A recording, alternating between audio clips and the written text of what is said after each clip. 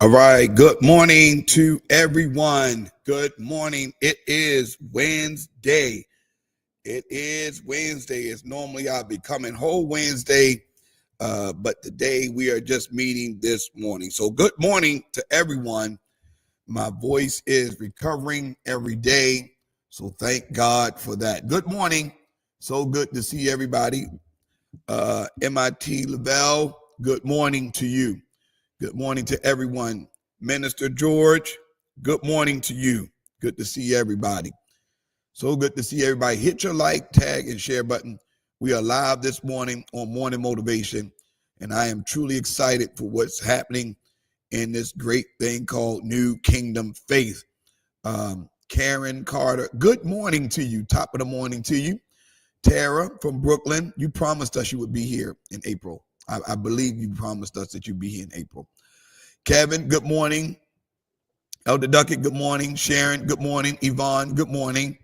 I really do believe that Tara said that she would be here in April. I believe it. Star, good morning.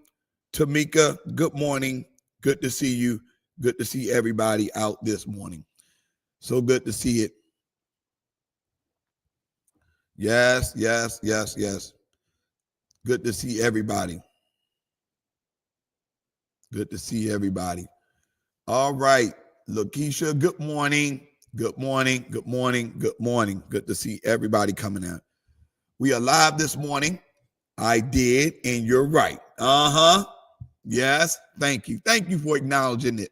Because I remember she said she was going to come see us. Well, maybe it's time that we come see you. Maybe it's time that we come see you since you came to see us a couple of times already. We'll make a trip up there and actually come and see you. That's right. All right, Donna, good morning. Ronette, good morning. Lachelle, good morning. So last night, we had our discipleship classes open up. Had some major technology troubles, technology issues, some technological struggles, but they were patient, and I thank God for everybody's patience because our Zoom links was not working last night, and it is working. It started working a little later, and I'm so grateful that it did start working. So thank you everybody for being patient yesterday. It was definitely a struggle getting on, but we were so patient and God worked it all out. We pulled it through. That's right, Sharon. We pulled it through. Sharon and Lachelle, I thank God for them. Yes, we did. We pushed forward. Class was amazing. Yeah, that's right. Yes, they did, Lachelle. We pulled it through, and I'm grateful. We had a good numbers. Was missing a few students, but we're gonna make sure that they get caught up. And we had a great class. Renee said, and we had a great class. Thank you, Renee. I received some text messages yesterday that kind of took me completely out. I was not expecting them. And they were just thanking God for what discipleship has done for their life, and how this ministry has helped them to grow. And I wasn't expecting it. It just messed me up. Good morning, Monique. And I was really grateful for persons really seeing the vision of this ministry come to pass. So thank God for everybody. We were 2 students down, but through it all, we got it together. That's all. 2 students is not bad. You're only missing 2. That's not bad. We'll get the rest. We'll make sure we get them. So thank God for everybody that came through. I'm really excited for this new season of discipleship. This is something brand new, and I'm grateful that these students trust the discipleship facilitators. I love my young adult class. Yeah, I heard all those classes. I got great reports from all the classes. I got great reports from all of the classes. It was amazing. So I'm just grateful that they all showed up. And I'm just literally grateful that everybody showed up this morning. Good morning, Rick Tyler. Good morning. Good to see everybody. Dickens Fatina, good morning. So we had 3 classes on Tuesday night. Never happened before. Never. We had 3 classes going on Thursday night, on Tuesday night. And that's amazing. We trained up some great facilities. Can we celebrate the fact that we trained up some great facilitators, that the pastor doesn't have to facilitate every class? Is somebody going to celebrate with me? Please. Is somebody going to celebrate with me today? That pastor does not have to facilitate every single class. That's big. That's big. I do not have to facilitate every class. 3 classes on one night, and I don't have to facilitate. That's why we call training. This earpiece get on my ear correctly so I can stop. Yeah, training. Got to train people. You can't expect to do everything. Can't expect to have your hands in everything and then expect it to grow. It doesn't make sense. That makes absolutely no sense. You can't expect something to grow and you have your hands in everything. So facilitators, thank you. Thank you for accepting the challenge. Thank you for being on time. Thank you for having the passion to teach. Thank you for having a passion to love on God's people and helping them to learn. that's actually 6 facilitators.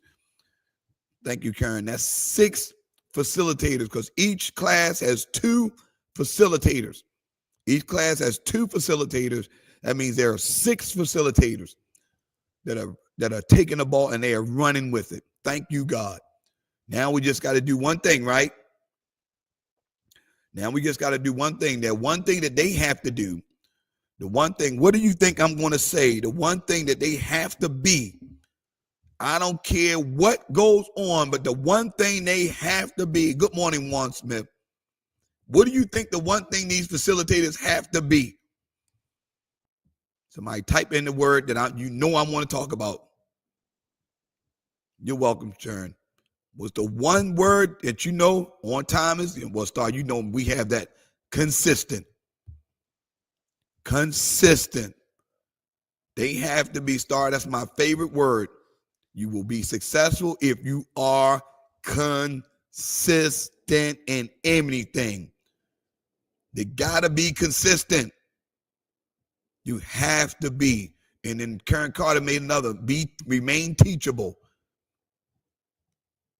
Have to be consistent, because it's going to be some Tuesday nights that you're going to have all hell breaking loose at home, at work, stuff going on, stuff happening. But guess what? You're going to have parties that's going to be coming up. You're going to have these events that's going to be coming up on Tuesdays. You're going to have this person inviting you to go here. The summer is going to be happening. But guess what? Tuesday at 7 o'clock, you got to be consistent. You know where you belong. Nothing interferes, unless it's something church-wide that we all have to be in.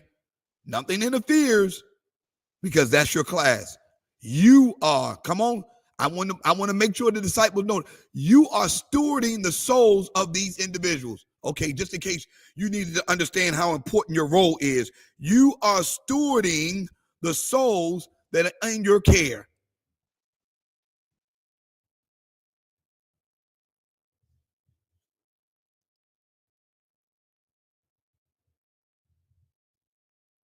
You are stewarding the souls that are in your care. You are the leader. You are the leader. You are the leader. And God is holding you. If you want me to give you a scripture, I can give you a scripture where he holds the teachers doubly accountable.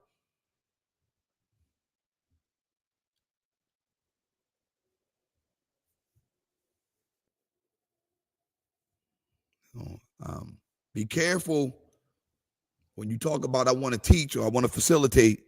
because it's something that you have to be very cautious of, the fact that you are discipling students. You're teaching them how to become a disciple.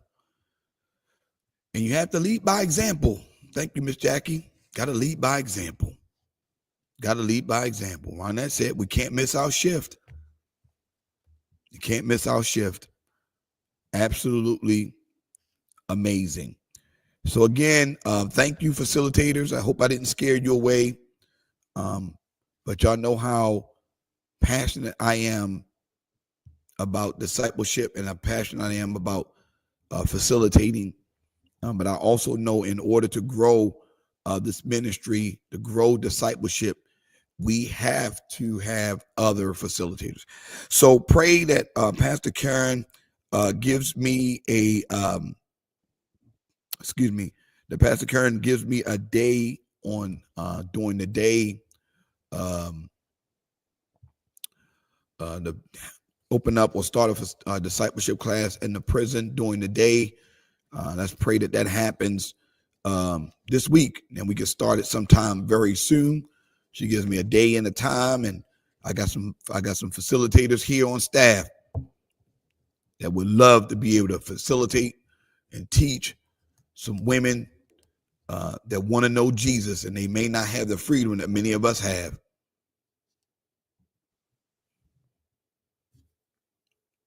You have to. I can't wait, because I know there's some.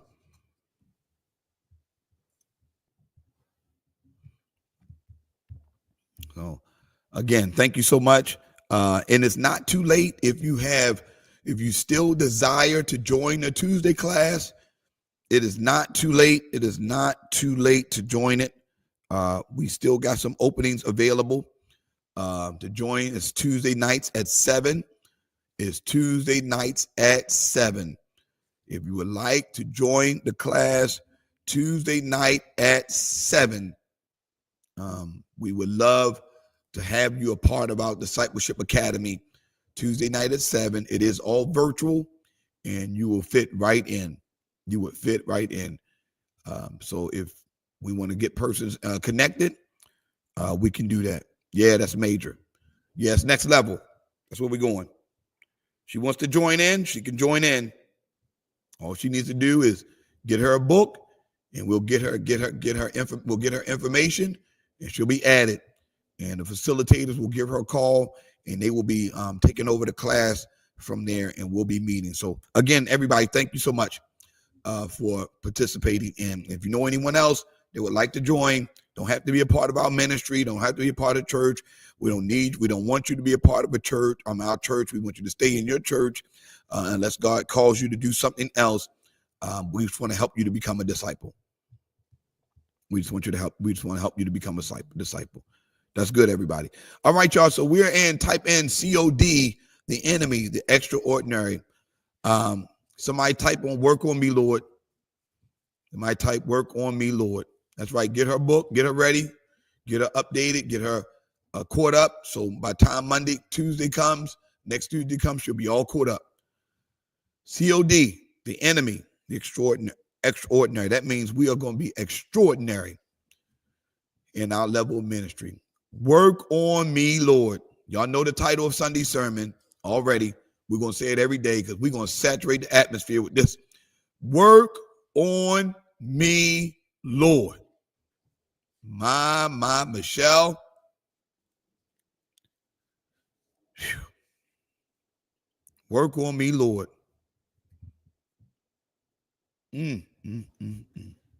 This book, this last few days, had us, tangled up, choked up. It was too much. Good morning, TN. Work on me, Lord. Woo.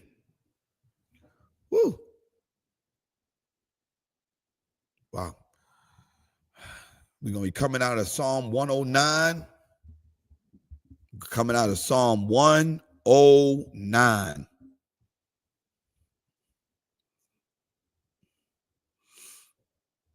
Yes. So as we've been going through talking about how we are supposed to handle our enemies. Talking from yesterday, God shines, rains on the just and the unjust. That all of us have. Raquel, you have a great day as well. All of us have some struggles that God had to, that the cross, and we found out that we still living beneath the cross, under the cross. Yeah, we still living under the cross. That's where we should be residing, knowing that we belong on that cross. We were one of those that should have been on that cross. But I'm so glad Calvary only lasted one night. I'm so glad. Did we have a good time with that on Sunday? Calvary only lasted one night. But I'm in my Sunday morning season. Somebody type that in there today. I'm in my Sunday morning season. Woo! I'm in my Sunday morning season. Pray for us. Leading by Feeding. We'll be going to a meeting, a very important meeting, meeting with some other pantry leaders, but meeting with the Maryland Food Bank. We're trying to get more food, obviously. We had a food drop on yesterday, and we gave away so much food down in the city. I forgot where we at. It was on Pennsylvania and something. What was the name of the facility? What was the name of the facility, Fatina or Monique? It was right there on Pennsylvania Avenue. I think the 2700 block, I believe. We gave away so much food on yesterday, and we're trying to get more food from the Maryland Food Bank to help us with our city drops, and then prayerfully be able to add more city drops to it. And what we're going to need, if you are not, because most of the city drops are during the day, during the week. So we're going to probably put together a team, not probably, we're going to put together a team of volunteers that can be at every one of those drops. Furman L. Templeton Academy. Okay, thank you. Furman L. Templeton Academy. So they had a lot of food. So we're going to have, we're going to recruit some volunteers that love doing food drops. We're going to let y'all know what date they are, and we want to have a Leading by Feeding team at each one of those drops. We want to make sure Leading by Feeding, yes, we'll get your schedule, Cynthia, for city. We got the May schedule, which should be coming out very soon. But we want to make sure that we get a Leading by, we want to have at least 2 or 3 Leading by Feeding volunteers at those city drops. She said, that's my old elementary school. Well, we was there, Sharon. We was there. We was there feeding. Yesterday had a lot of food out there. And we're going to make sure that we have people taking pictures for us and making sure that the things get signed off correctly. And we're going to recruit some volunteers. Arnisha, good morning. Arnisha, good morning. So we can have a good group Leading by Feeding presence at those drops. So thank you. So if you want to be a part, just reach out to Fatina or myself or Monique and say, hey, I want to be a part of that. And we'll make sure you get a schedule, and you can, and we'll give you some instructions on how we want things to be conducted when we're not there, because we're not going to be able to make it. We got a lot of things that we have here going on. All right, here we go. At the bottom of page 150, it says, this commandment that we should love our enemies and forego revenge will grow even more urgent. Look at this. Good morning, Nye.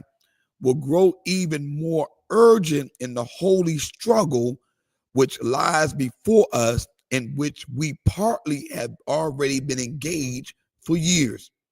Remember this statement from yesterday. In it, love and hate engage in mortal combat. It is the urgent duty of every Christian soul to prepare itself for it.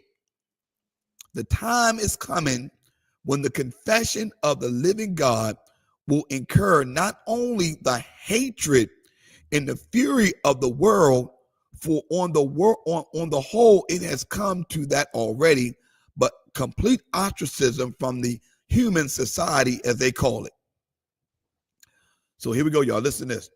the Christians would be hounded from place to place, subjected. Listen, this is what they had to deal with. See, we ain't had to deal with that, but we still cry over it. We still complain about the craziest stuff.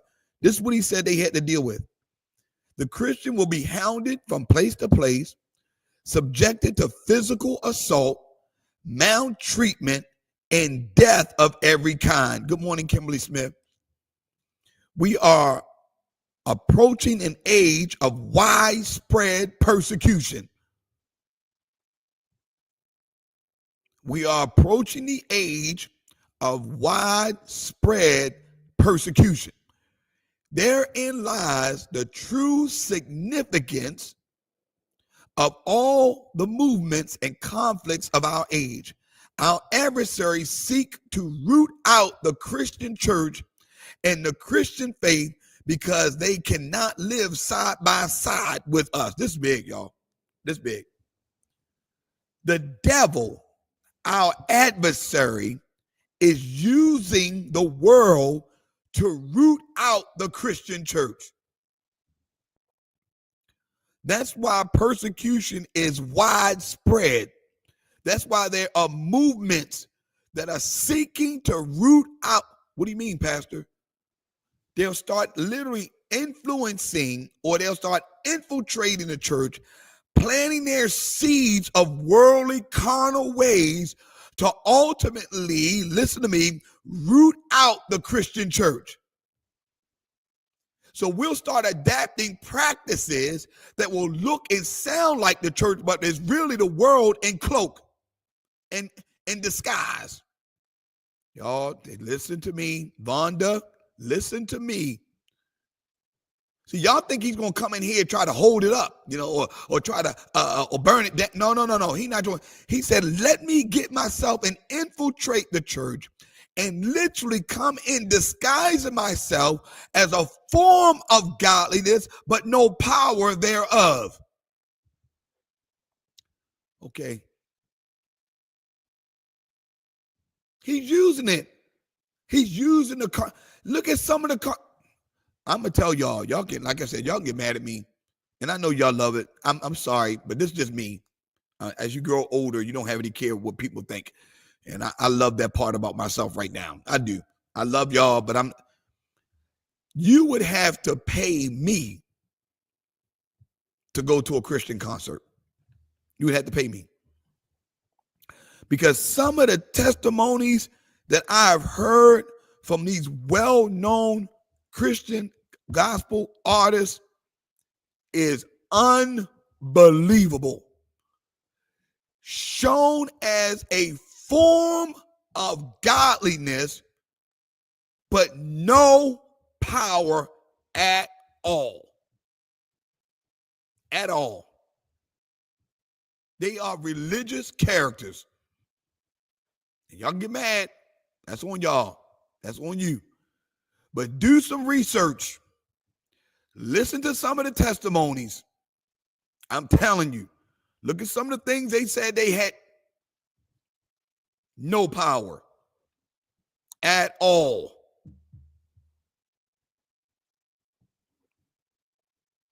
That's just me. That's just me. I'm just telling you, that's just me. It's terrible. I mean, when I tell you it's terrible. All right, I ain't gonna even go there because I was going to say something. I can't even go there. I was gonna say something, but I'm not gonna even go there. Here goes. It says, because they see in every word we utter. Now, CC, her concerts right now she's one that is just okay. She's truly authentic. I love CC so much. I'm trying to get her to come. I'm serious. I'm gonna figure out how I can afford to get her. I'm just gonna figure it out. She's one of the only. I'm not saying I want to use an overarching. Let me apologize. I don't like using overarching statements at all of them because they're not all that way. She's truly anointed. Now I'd pay for her, but there's very few. It's very few. So I had to apologize. I had to take that statement back. I was a little passionate about the way I said it. But it's not, it's a form of godliness in so many different ways. So here we go. It says, Christians, okay, even when they are not specifically directed against them, a condemnation of their own words and deeds, they are not far wrong. They suspect too that we are indifferent to their condemnation. Indeed, they must admit that it is utterly futile to condemn us. We do not reciprocate the hatred and contention, although they would like it better if we did, and so sink to their own level. You know the thing that really irritates your enemy? I'm telling you right now, you know the one thing that just truly irritates your enemy is when you don't sink to their level. When you don't sink to their level, it almost fuels them to do more against you.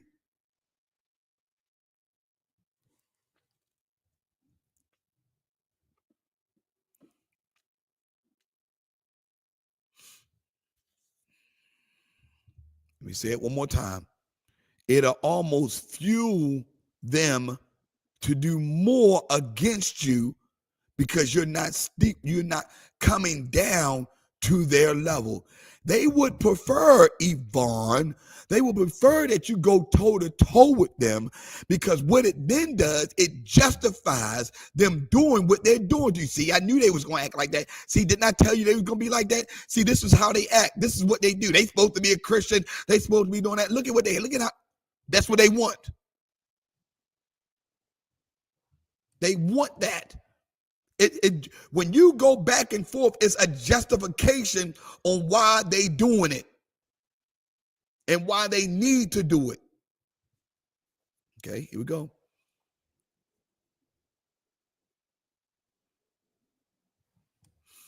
Here we go. Now, Chanel, you make it feel when a person's singing for the Lord or for money, but not a lot of people can. Not a lot of people can. We've been so churched. The moment you hit a certain note. Okay, let's keep it going. You know, you're about to make me come to another. Soon the time will come when we shall pray not as isolated individuals, but as a corporate body, a congregation, a church. We shall pray in multitudes, albeit in relatively small multitudes, and among the thousands and thousands of apostates, we shall loudly praise and confess the Lord, who was crucified and is risen and shall come again. I think that was one of the listeners, y'all.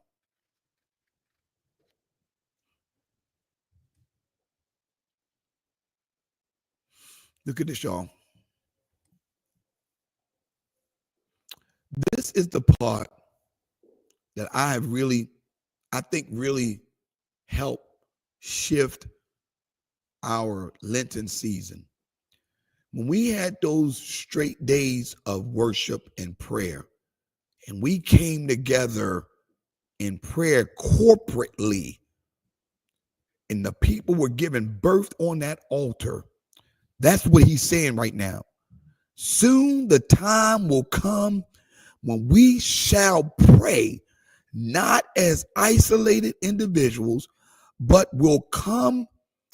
but as a corporate body, a congregation.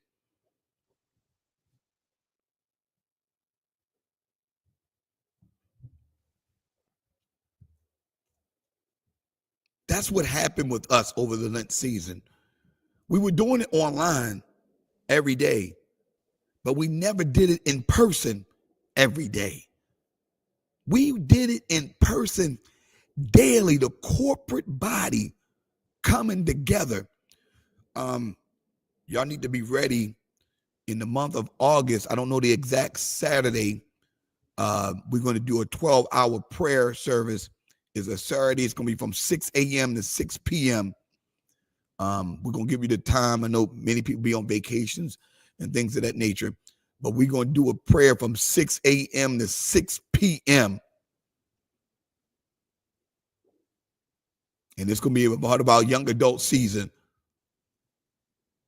It's going to be massive. And we're going to invest a lot in it to make sure it becomes exactly what it's supposed to be. It's going to be massive.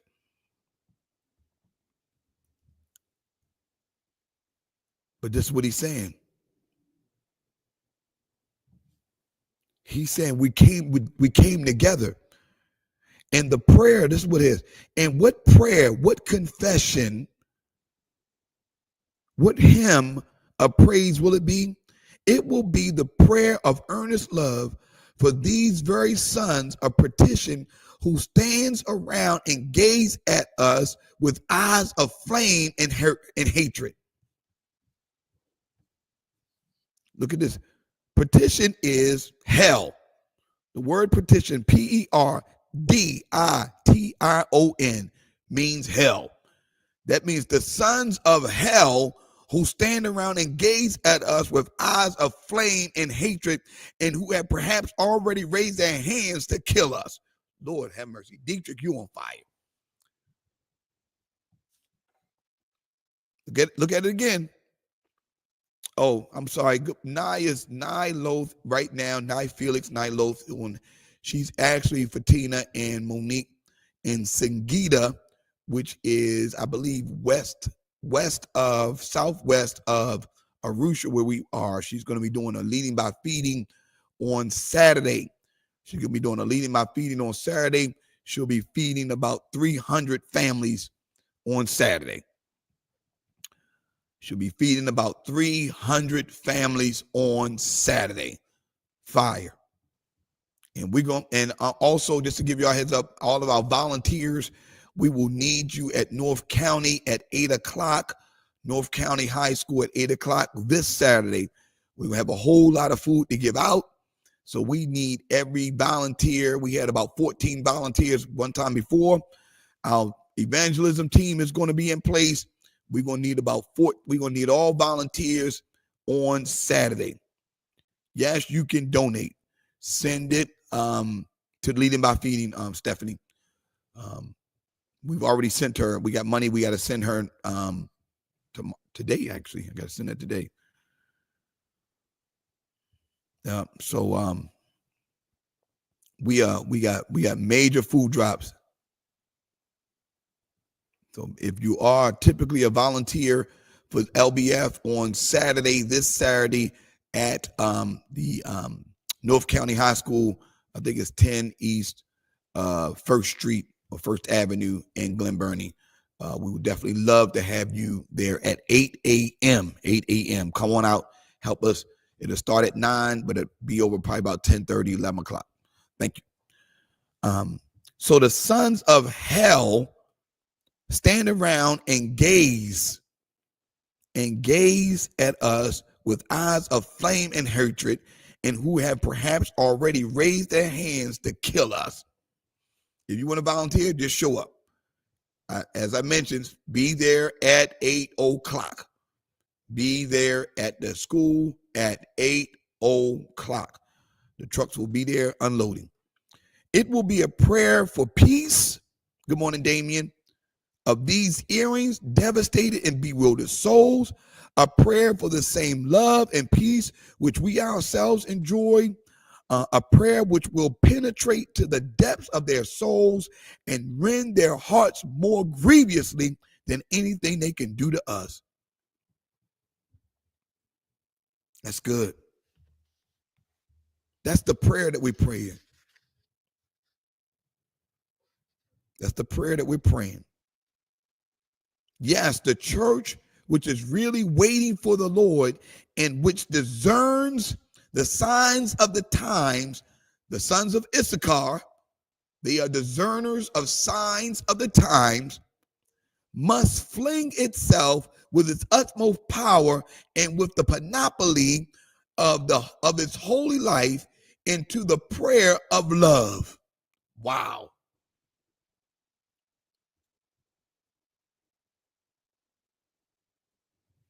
Wow. Wow. That's good. Wow. Wow. That's good. Panoply is like a covering, like a canopy. Panoply is like a covering. So it says this is how the church covers itself. The church, which is really waiting for its Lord and which discerns the signs of the times of decision, must fling itself with its utmost power and with the panoply of its holy life into this prayer of love. I'm on page 152. What is undivided love? Look at this, Rick Tyler. Love which shows no special favor. God, this is so good, y'all. I'm praying y'all getting this. What kind of love is this, Miss Jackie? It is Deaconess in Training, Jackie. It is love which shows no special favor to those who love us in return. Just because you love us in return, we're not showing you any special favor. We are operating with undivided love. Can we grow into that? Good morning, Denise. Can we grow into undivided love? Where there's no special favor towards anybody, regardless of what they did to us or what they're doing against us, we are still able to show. Now that's growth. That's growth. It's a different kind of love thing than that, Rick.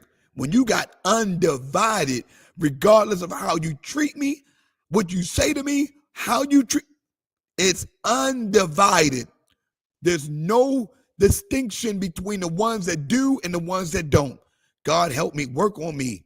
Help me get there.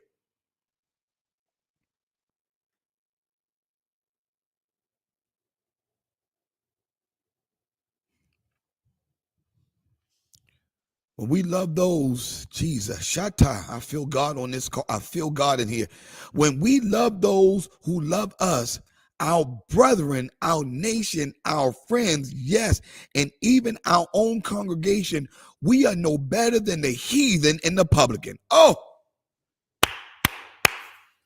Chanel, you got to grab it. Chanel, grab this. Listen to what it says. I'm on page 151. Listen to what it says.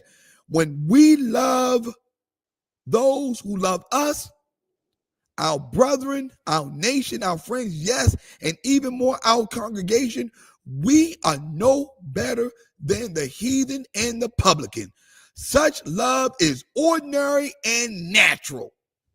What he's saying is, just because you love your congregational member, you love your family, you love your nation, all of that, you are no better than the ones that are coming up against us, because that is not showing anything special towards what God is trying to help us to fulfill, and that's undivided love.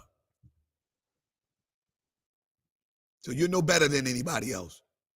So please stop thinking because you do this and you do that, that you're better. No, it's showing you that you're not. It's ordinary. It's natural. That's what the natural man does. So look at what he says.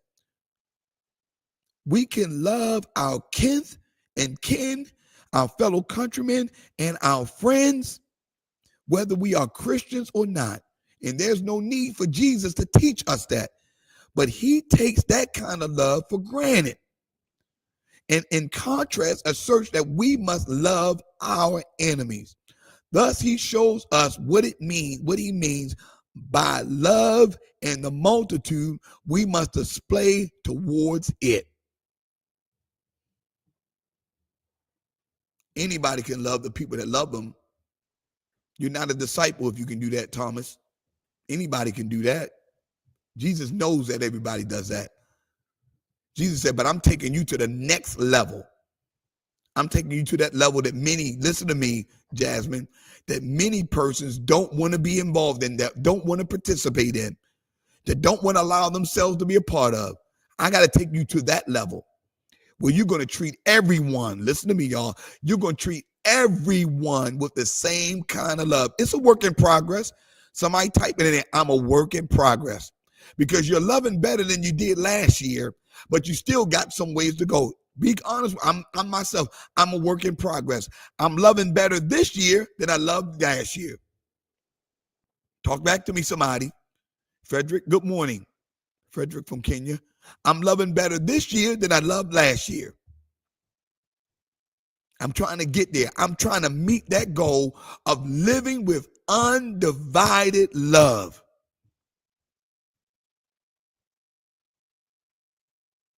You can say the worst things to me, but I'm going to love you like I love everybody else. You could do the worst thing to me. I'm going to love you like I love everybody else.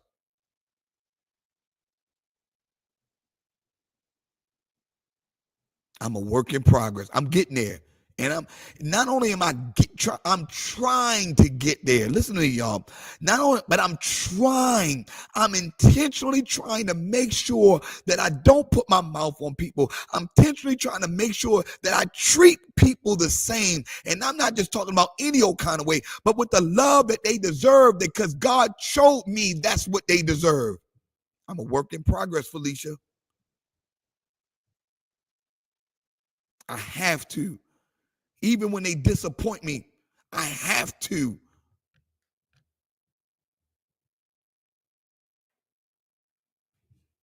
I'm a work in progress.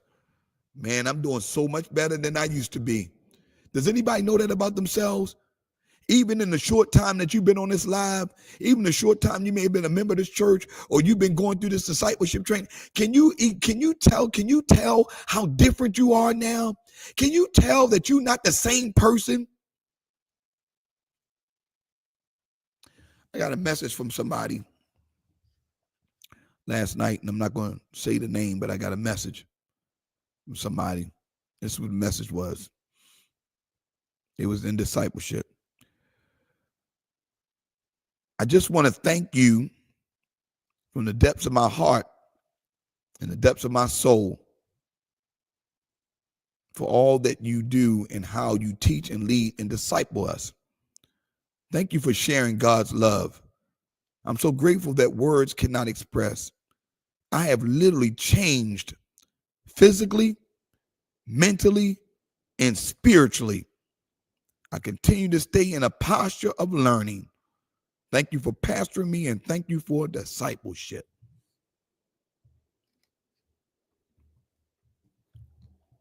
Took me out. Took me completely out. Folk are changing. Folk are changing. And I'm not talking about no little small changes. This person saying physically, spiritually, and mentally changing. There's a lot of that going on. Folk are being infected with change. Folk are being infected with change. Family members are celebrating their change. And you can see that you're getting better. Well, Felicia, it's going to happen. It's going to happen. So here goes. This is what he said. I'm still on Good Morning, Tyra. We're on page 152. Listen what it says, y'all.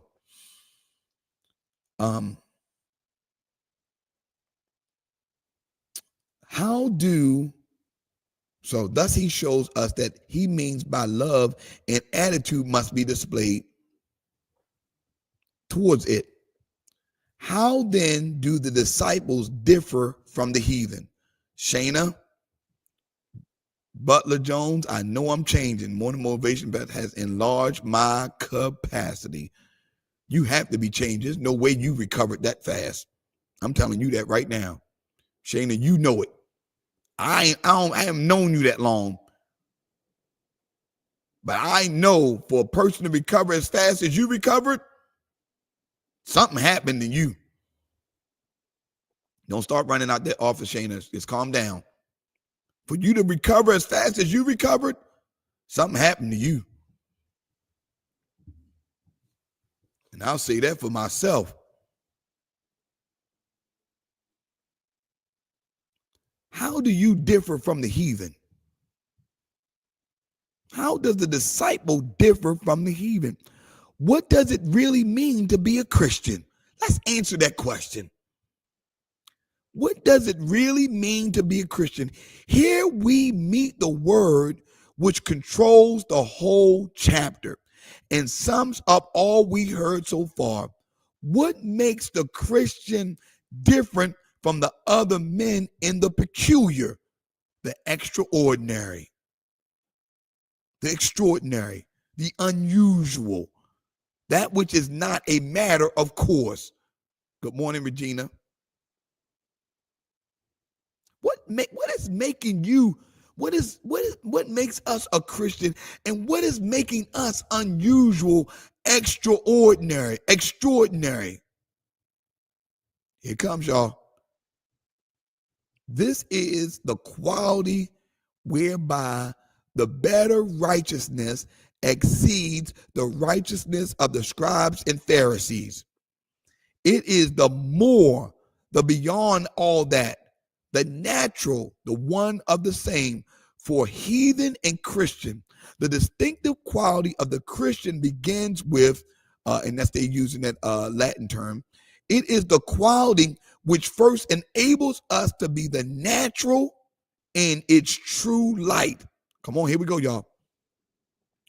Where it is lacking, the peculiar graces of Christianity are absent.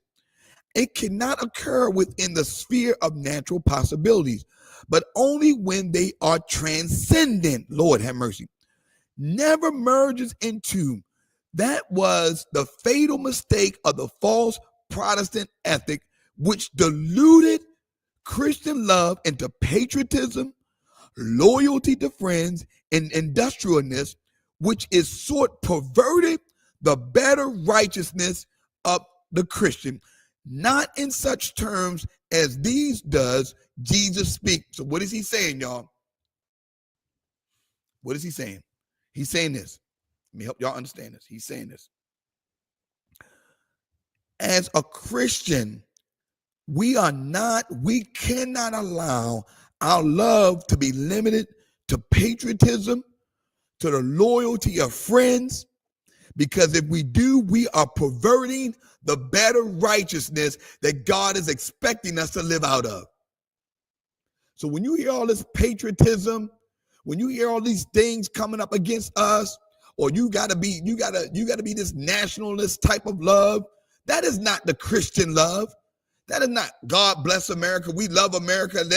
Hey, listen, we love our country, but we're not limited to just showing the love to our country. We showing love to our enemies, to the ones that are coming up against us. Okay.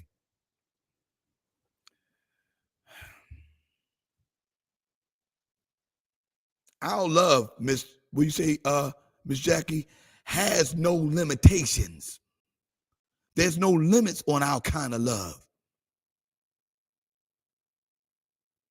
There's no limit. We're not exclusively. Elder Duncan says, stick with love. Hate is too great a burden to bear. Jesus. Mm, mm, mm. There's no limit on our love. We're not just limiting our love because of the country we live in, and because we have people that hate certain other countries and certain other religions. That's the way the Pharisees and the Sadducees love. That's what killed Jesus. That kind of thinking. I'm talking to y'all. That's the kind of love that killed Jesus. They could not love beyond their own limits because they were infecting their way of living, because they were affecting their lifestyle, because they were affecting the law, because Jesus was affecting the law. They thought they killed him.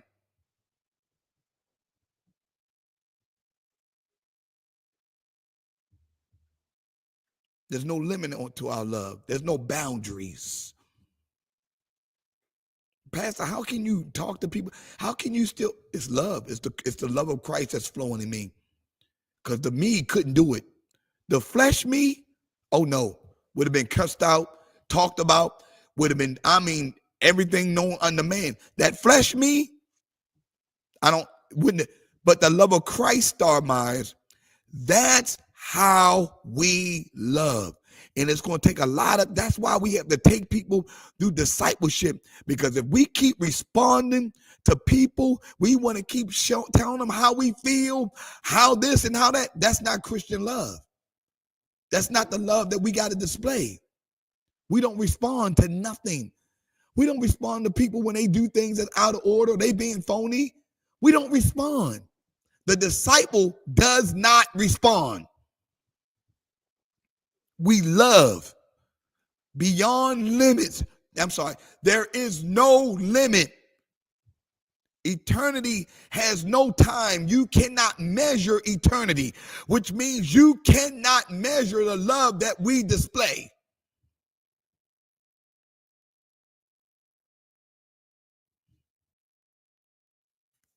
We can't. So it says, the Christian cannot live at the world's level because it must always remember the extraordinary, the peculiar. That's what it is. Is that the word? The extraordinary. What is the precise nature of the extraordinary? It is the life described in the Beatitudes. Okay. It is the life described in the Beatitudes, the life of the followers of Jesus. We are becoming Christians. We are becoming disciples. And I know it's very difficult for persons that just learning this. It's hard because your flesh wants to respond to everything. And it's difficult to turn it off. But I told you yesterday, your flesh belongs to God. It's hard to turn that thing off. We're getting better.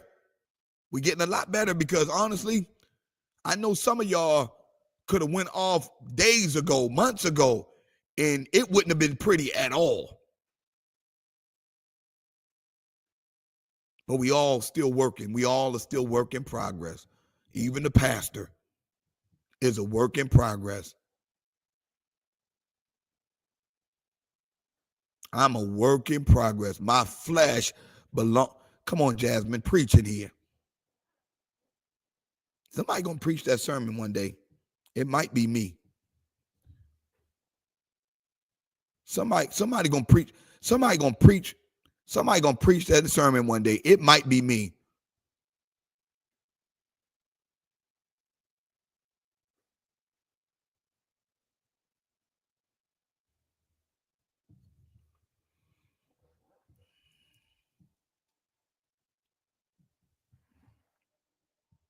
It is. Here we go. I love this. Woo, this is so good. It is, listen to Miss Robin. It is the life described in the Beatitudes, the life of the followers of Jesus, the light which lights the world, the city set on the hill, the way of self-renunciation, of utter love, of absolute purity.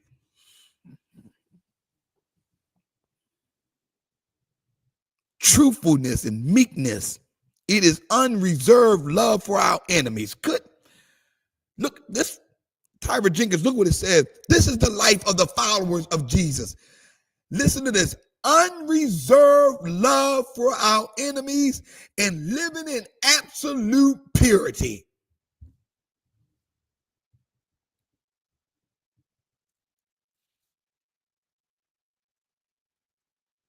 Wow.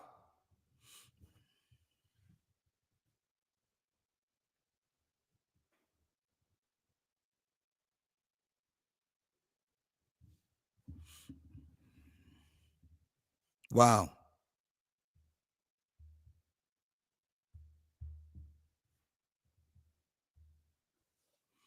Wow.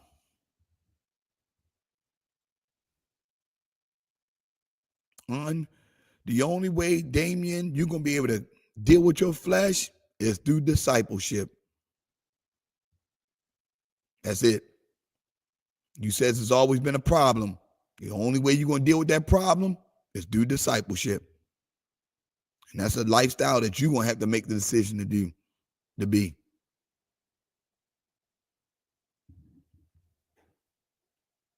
It is an unreserved love for our enemies, for the unloving and the unloved. See, TN, that's what you're saying. They don't know how to love. That's why you got to show it, because they don't know. It's for the ones that are unloving. This is the life of the followers of Jesus. You show love, unreserved love for the unloving. You show the unreserved love. You show the unreserved love for the unloved. You show the unreserved love for our religious, political, and personal adversaries. In every case, it is love, the love which was fulfilled in the cross of Christ. That's the life of the followers of Jesus. That's the life of discipleship. That's the life of a disciple. One of the hardest things you ever going to be able to do is love the unloved.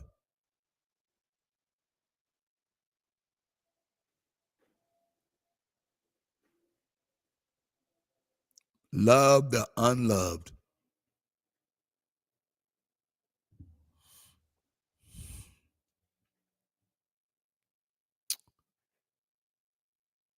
What is extraordinary? It is the love of Christ, Jesus Christ himself, who went patiently, and this is what you talked about, Joanna, and obediently to the cross. It is, in fact, the cross itself. So what are you saying? The cross itself, Dietrich is saying to us, is the extraordinary. The cross itself is the differential of the Christian religion, the power which enables the Christian to transcend the world and to win the victor, the passio, and the love of the crucified is the extreme expression of the extraordinary quality of the Christian life. The extraordinary quality is undoubtedly identical with the light which shines before men and for which they glorify the Father which in heaven. It cannot be hidden under a bushel. It must be seen. The community of the followers of Jesus, the community of the better righteousness, is the visible community. It has left the world and society and counted everything but loss for the cross of Christ. It is, did you have that underlined, Chanel? It is, in fact, the cross itself. We transcend the world. Let's look up the word transcend. Just in case we need to, let's look up the word transcend so we can have it in there so everybody can understand. Transcend.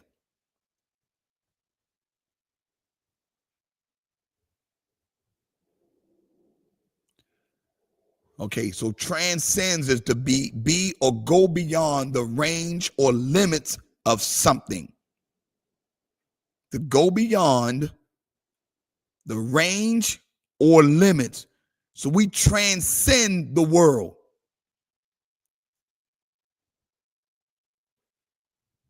We transcended the world, and to win the victor, the passio, in the love of the crucified is the extreme expression of the extraordinary quality beyond quality of the Christian life.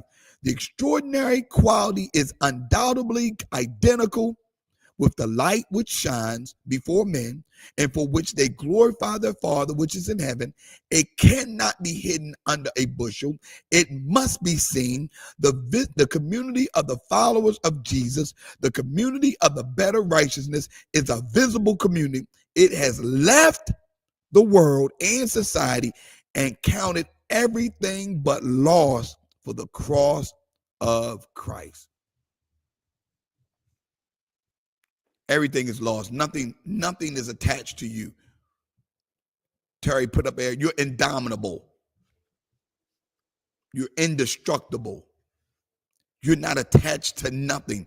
everything is lost. Paul said, I count everything lost, but for Christ is gain. You can have it all.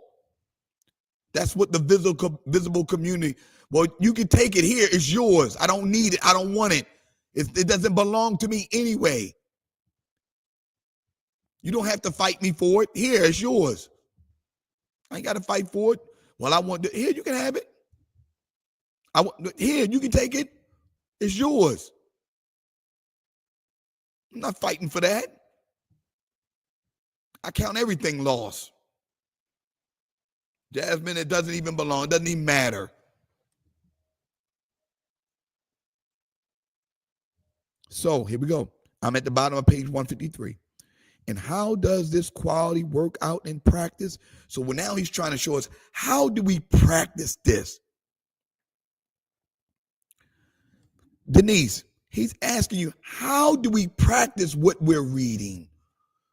Discipleship facilitators, every facilitator that's on this call, how do you practice discipleship? Now that you're teaching it, can you practice it, please? I know you are already trying your best, but now you got to be even more intentional about practicing discipleship. You having a bad day is not an option. I'm preaching.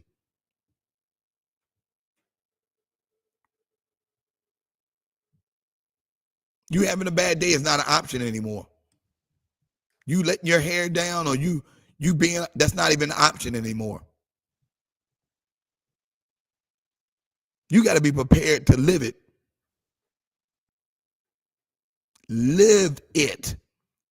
All the scriptures that you're reading, that you're studying, that you're getting them to answer questions to, that thing should convict you like it's never convicted you before. When you start teaching discipleship, things start to sound different. You start to do things differently, because what's going to happen, you're going to read those scriptures and you're going to start answering those questions, and you're going to expect them to live it, and then you're going to have to expect yourself to live it. It's going to be different. It's going to be different. I'm just telling the facilitators right now, it's going to be different. You're going to be one of those scriptures every night going to put you in a chokehold because you ain't lived it. Oh, I'm all right. Let me tell you. I'm telling you right now, as a pastor, and every time I teach it, every night, I see a scripture that I'm not living up to. Help me to preach. Help me to preach to somebody. Every time I do discipleship, and if you're a facilitator and this don't happen to you, you ain't doing it right. Every single time I read one of those scriptures, I'm reminded of something I'm not doing that I need to live up to. Talk, pastor, talk.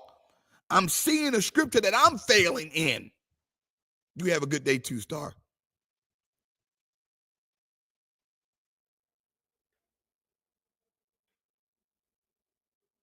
I what?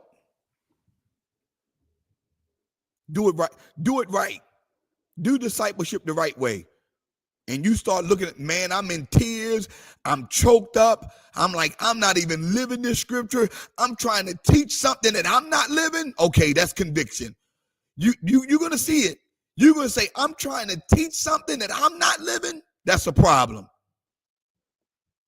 I got to be better than this. I got to do more than this. I can't be fake and teaching them that I'm not living up to. That's okay. Nobody going to tell y'all that, because they're going to tell y'all to do everything. They're going to tell y'all to do everything, but they not living it. That's why I love teaching it, because it constantly keeps me convicted. It keeps me on a straight and narrow. I can't do what everybody else is doing. I can't go where everybody else is going.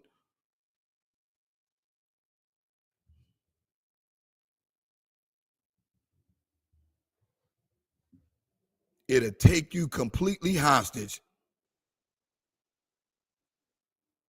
Jason said it'll have you up all night long. One time it had me praying all night. I was laying down, but I was praying to help. I was praying the whole night. God, I need help. I need help with this one.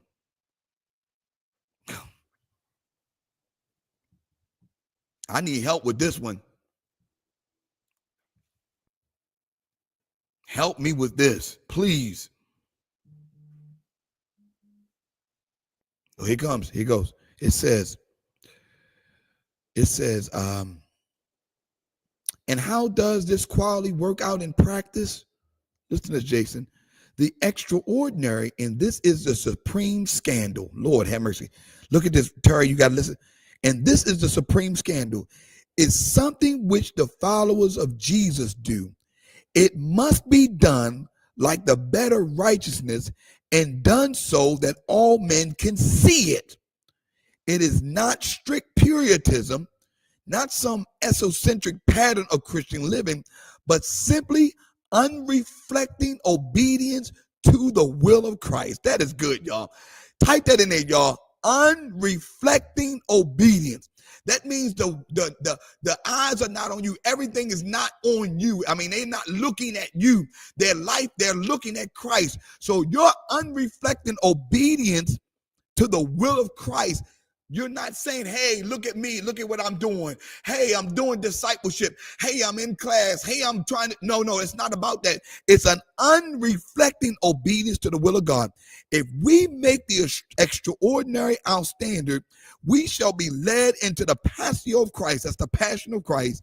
And in that particular quality will be displayed. That particular quality will be displayed. This activity itself is ceaseless suffering. It's ceaseless suffering.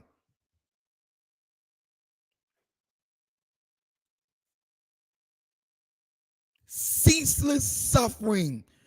In it, the disciple endures the suffering of Christ. God help me. If this is not so, then this is not the activity of which Jesus speaks. How do you make the extraordinary the standard?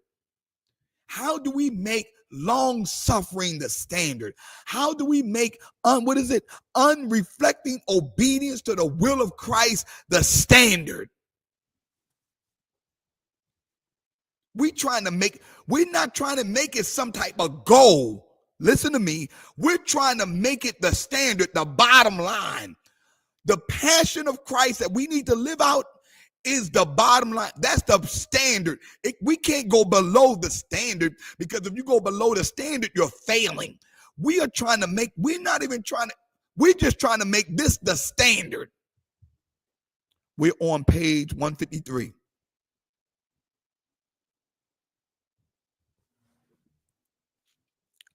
It says ceaseless suffering.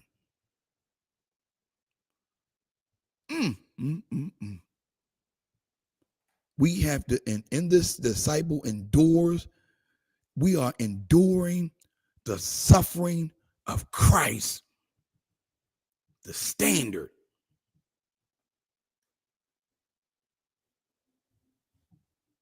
If this is not so, then this is not the activity of which Jesus speaks. Hence, the extraordinary is the fulfillment of the law, the keeping of the commandments. 153, Miss Jackie. The keeping of the commandments. In Christ crucified and in his people, the extraordinary becomes reality. These men are the perfect, the men in whom the undivided love of the Heavenly Father is perfected. It was that love which gave the Son to die for us upon the cross. It is by suffering in the fellowship of the cross that the followers of Jesus are perfected. The perfect are none other than the blessed of the Beatitudes.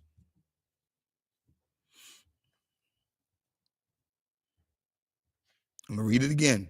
This little paragraph is describing the standard, everybody. We can't go below this standard. And everybody that's on here that's part of New Kingdom, we can't go below this standard. Unreflecting obedience to the will of Christ, which is ceaseless suffering. That means the suffering doesn't stop. and you're okay with it. You're not always complaining about it. You're not trying to run away from it. You understand that's your lot. If this, I'm gonna ask y'all this question. This is the question. This will stop your complaining. This will stop your murmuring. This will stop your pity party. If this is as good as it gets, are you okay with it?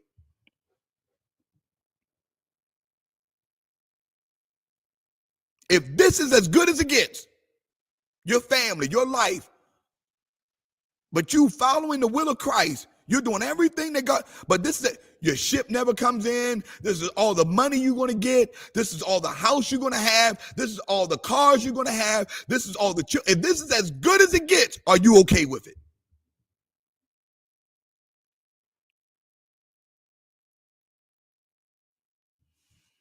Does not mean that you don't strive to do more. But I'm saying that this is as good as it gets. Are you okay?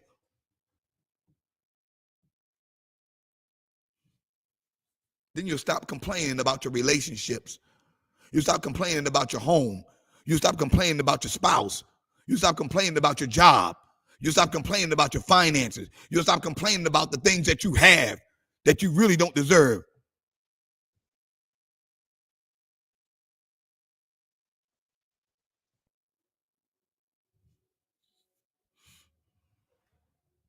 Complaining about everything for no reason. And there is nothing that serious.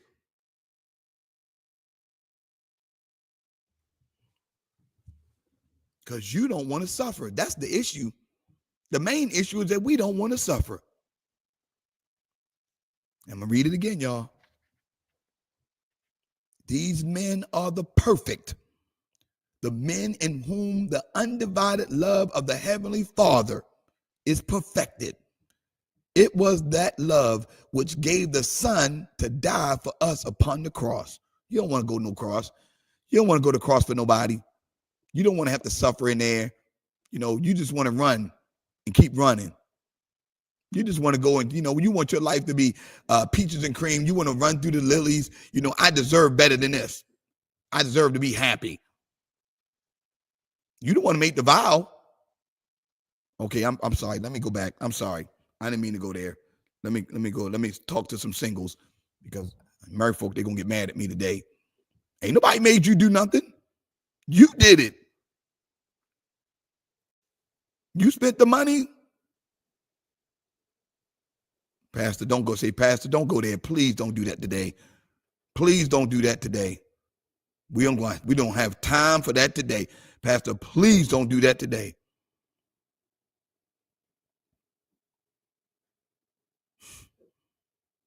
What you complaining about? You made.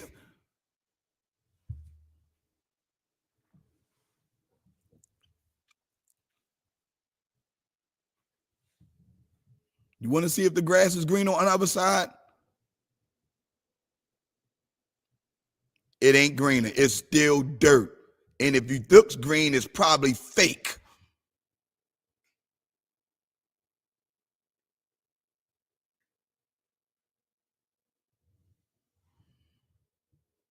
And I want to be married. I need a better life for myself. You can't even take care of yourself. How you going to take care of somebody else?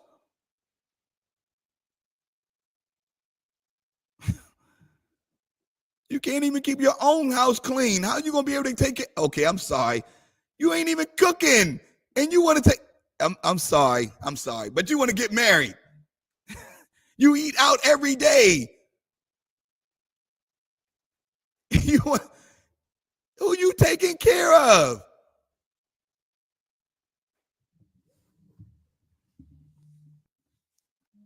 Okay, I'm sorry. I did not mean to go there.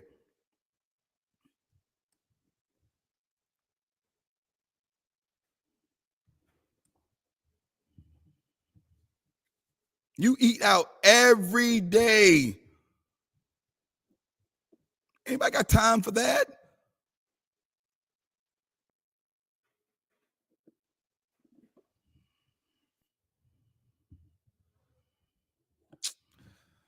See, ain't nobody gonna tell you the truth. They gonna keep lying to you. I'm telling you, they gonna tell you what you want to hear. That's what they gonna do. They gonna tell you what you want to hear.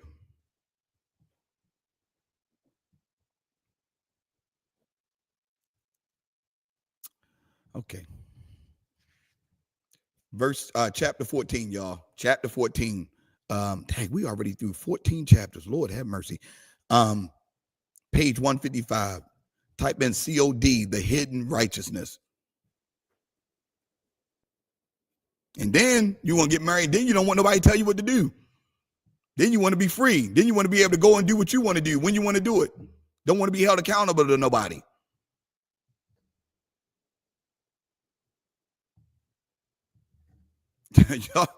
y'all got these fantasy lives. I'm telling you, y'all living in these fantasies.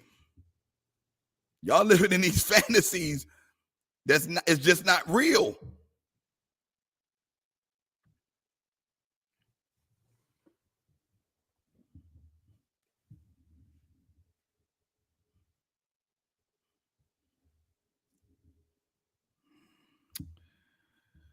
Okay. This chat has gone silent. Chat has gone silent. The hidden righteousness, y'all. This is Matthew 6, 1 through 4.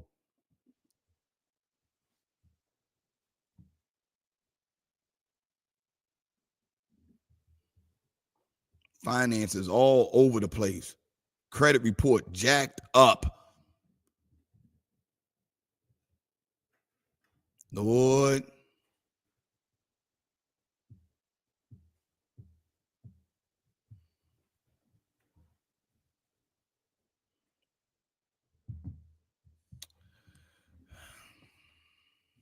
Take heed that ye do not your righteousness before men to be seen of them, else ye have no reward with your Father which is in heaven. When therefore thou doest alms, sound not a trumpet before thee, as the hypocrites do in the synagogues and in the streets, that they may have glory of men. Have a blessed day, Kim. Verily I say unto you, they have received their reward. But when thou doest alms, let not thy left hand know what thy right hand doeth, that thine alms may be in secret, and thy Father which seeth in secret shall recompense thee. Matthew 6, 1 through 4. The hidden righteousness. All right, y'all, we got about 5 minutes. We're going to go through this. In chapter 5, we were told how the disciple community is essentially visible in character and how its visibility culminates in the extraordinary. That's the Latin word for extraordinary. We saw that the hallmark of Christianity is our separation from the world, our transcendence of its standards, and our extraordinariness. The next chapter takes up the theme of the extraordinary and lays bare its ambiguity. How easy it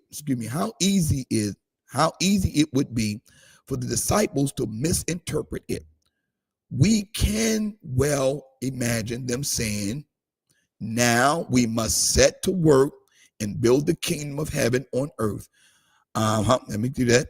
And in so doing, that we ignore and perhaps even overthrow the established order of things.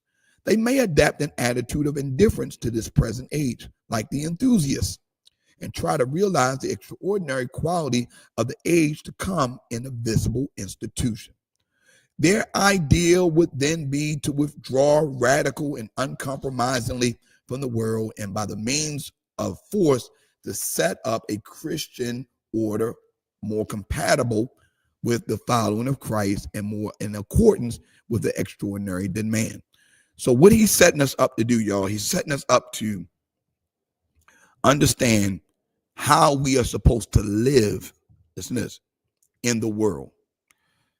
Our job is to bring heaven to earth, okay? While in the earth, okay? While living among the people. We're not called to set up a church and just have church by ourselves and never impact the community. That's not what the church is designed to do.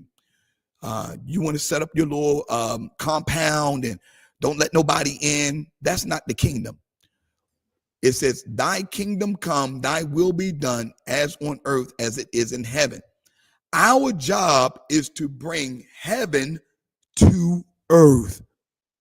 That's our job. That's our assignment.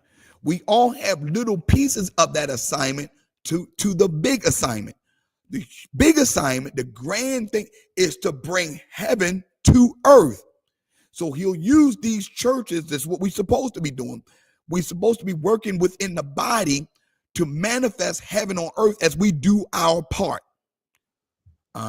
That's our job, to bring heaven to earth. Jesus came, heaven came to earth. And unfortunately, earth killed it. The establishment couldn't handle it. It was too much heaven. It was too real. See, listen to me. Listen to me. Caddy, listen to me. When you are authentic and you are doing things out of the goodness of your heart, and you are literally trying to live out what God, people are not going to believe you. They're not going to be able to receive that. That's too much like heaven, and that can't be real. It can't be. You can't be real, because everybody else I've been a part of has shown some sort of fakeness and phoniness to that. So it's no way you can be real. You can't be that nice. It's no way you that nice. It's no way. It's no way you that kind of. I've had that said to me many times. People still waiting for something to happen to me. People still waiting to find something wrong with me. And, I know I'm not perfect, but they're still trying to find that. I knew he was going to be that guy. I knew that was going to happen to him. I knew that way. I knew he couldn't be that guy. People would rather have something fake than genuine. Alfred, you have a great day too. People would rather you have something fake. They would rather you be something fake than genuine, because they can't believe that you are that person, because they've never seen anything genuine before.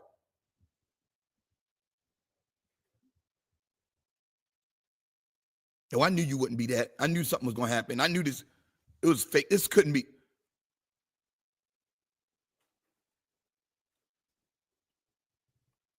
Yvonne, they'll make things up just to help satisfy what they believe. They'll do it. They will. Yvonne just made a great point. They will literally make something up, conjure something up to believe that they saw something that wasn't there, just to satisfy what they believe.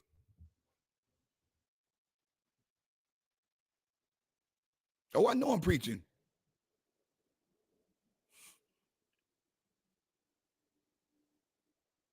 Because there's no way you that kind of person. It's no way Jesus could be the Son of God. How is this poor, broke man from the ghetto of Nazareth able to do all these things? Never went to school at this level. We never seen him in the synagogue preaching the way he's preaching. How is he doing all of this? He can't be true. You can't be that guy. You can't be that girl. You can't be that woman. You can't be. It's no way.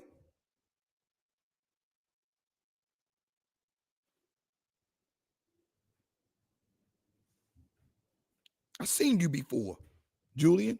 I've seen you get close and mess up.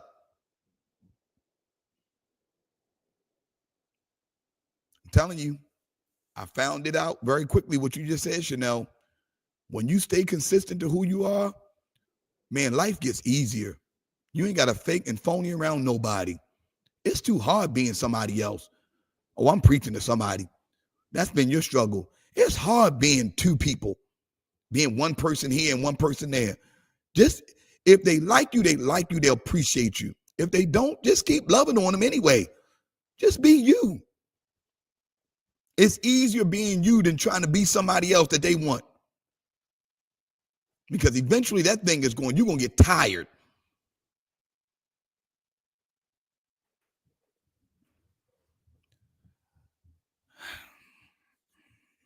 Man, that part right there, that happened to me when my mom was working at Social Security and I was working up there laying cable, and I realized, and I ain't got time to be doing all that. I just gonna be me. And I started being me. And that was it.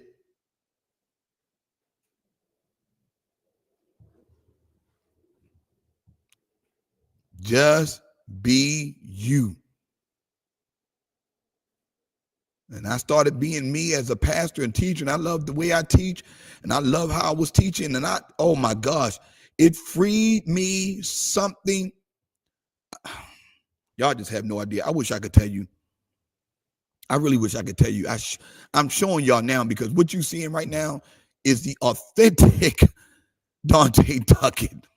It's the authentic. Got a little bit of crazy. I got a little bit of crazy still sprinkled in me. A little bit of joking still sprinkled in me. I don't like me. I just cannot stand being around people that complain. It irritates me. I still gotta love them though, but it's like I catch out in hives, and I don't know how to control my tongue when people are complaining around me. It is something that I am working on, because I've been in Africa where people don't have nothing, and we complaining about the craziest stuff, and it just irritates me. But that's me. I'm trying to get that part. I got a little bit of crazy in me. I think some of the things y'all see me do, y'all wouldn't even want to be y'all wouldn't even want me to pastor you. Monique and we were skateboarding down the street. I was on a pallet jack. She was on a Walmart cart. We skateboard. I'm like, I know I wouldn't want him to be my pastor. That's crazy.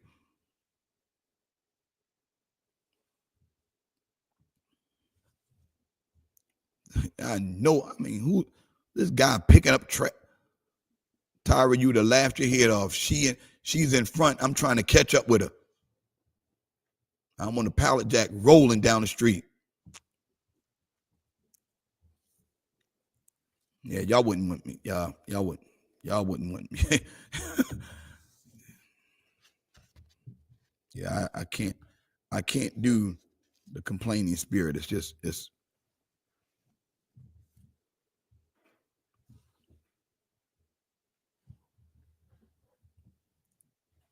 that complaining spirit does. It was fun, Star. Nobody got footage either. Nobody got footage. Nobody got footage. Well, if somebody would got footage, that would have probably spelled the end of the church. They would have probably said, "This joker ain't no pastor. Get me out of this church.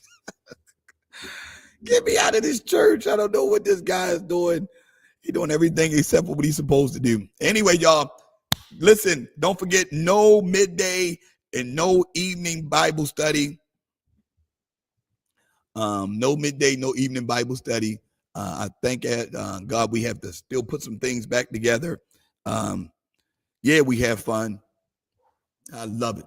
We have a great time around here. When I say we have a great time around here, we have a great time around here. We work hard, but we laugh hard too. Yeah, Tevin actually joined me. Donna's son actually joined me. He was riding on a electric pallet jack trying to catch up, but couldn't do it. Yeah, trying to catch up with us, but he couldn't catch up. So we had some people. No midday, no evening. Get some rest, y'all. We got next month is our anniversary month, our 9th year anniversary, and we don't forget to sign up for your pre-Mother's Day. Those tickets are going too fast. The Westin has just been blessing us. I'm telling y'all, by next week, them tickets are going to be gone, because this is going to be aired on the radio and it's going to be over. It's over. And I'm telling y'all right now, get those early bird tickets. They're $25 a piece. Get them registered today. I'm going to put it in the chat. New Kingdom. Just type in New Kingdom Brunch. newkingdombrunch.eventbrite.com, and you will definitely eventbrite.com, and you will come right to our link. Okay, go ahead and make sure you sign up for it. We've had a lot of tickets sold yesterday, and a lot of tickets sold on that Tuesday, I believe it was Monday. So make sure y'all get your tickets. It's going to be a great time. Take your mama out, take your grandmother, aunt, whomever that mother is, that woman that changed your life. Let's celebrate them on May the 10th at 11 o'clock. All right, y'all. God bless y'all. Y'all have a great day. See y'all tomorrow. God bless.